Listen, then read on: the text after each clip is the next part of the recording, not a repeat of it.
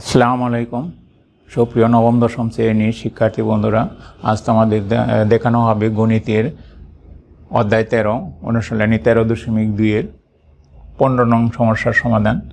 15 নম্বরে আছে log 2 plus log 16 plus log 512 plus এর দ্বারাটির প্রথম 12টি পদের সমষ্টি আমাদের নির্ণয় করতে হবে। তাহলে আমরা যদি করি লিখি ধারাটি log 2 plus log 16 plus log 12 তো এটা হলো দ্বারা। তাহলে এটা আমরা লিখতে পারি log 2 to the power 1 plus log 2 to the power 4 যেটা 4 বার গুণ করলে 16 হবে plus log 2 to the power 9 তার কারণ ধীরে 9 দ্বারা গুণ করলে 512 হবে। আমরা এটা পেয়ে গেলাম। তাহলে এখান থেকে লেখা যায় 1 log 2 plus 4 log 2 plus 9 log 2 plus. তাহলে এখান থেকে যদি আমরা লিখি, এখানে log 2 আছে সবগুলিকে, আমরা log 2 কমন নেব 1 প্লাস 4 প্লাস 9 প্লাস, তাহলে এখানে আমরা যদি কমন নিই log 2 আমরা কমন নিয়ে নিলাম। তাহলে এটাকে আমরা যদি এভাবে লিখি 1 plus 2 square plus 3 square plus এরকমভাবে এটা লেখা যাবে log 2। তো এই যে জিনিসটা আমরা এটা হলো 1 স্কোয়ার স্বাভাবিক সংখ্যার বর্গের সমষ্টি। আমরা স্বাভাবিক সংখ্যার বর্গের সমষ্টির সূত্র আমরা জানি,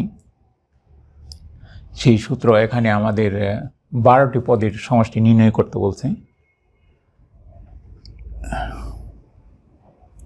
তো এখানে আমরা জানি n সংখ্যক স্বাভাবিক সংখ্যার বর্গের সমষ্টি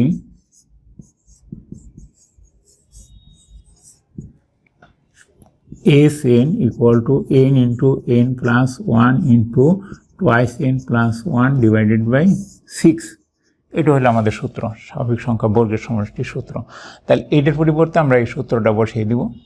আর n এর মান তো আমাদের 12 দেওয়া আছে, আমরা n এর মানটা বসিয়ে দেব 12টি পদের সমষ্টি। সুতরাং 12টি পদের সমষ্টি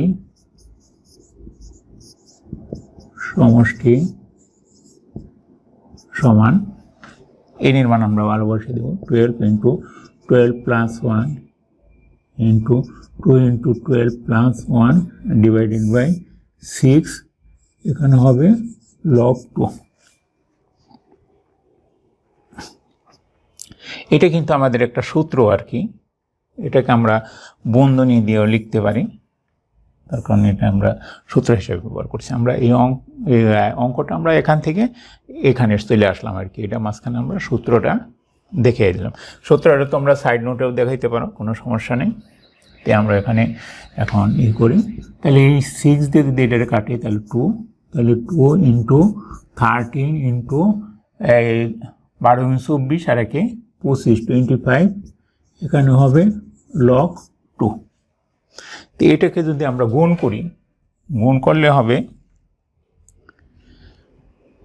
এখানে 50, 25 দুগুণে 50, তাহলে 50কে আমরা 13 দিয়ে যদি গুণ করি, যেমন 50 গুণন 13, তাহলে 5 13 65, একটা শূন্য হবে আর কি।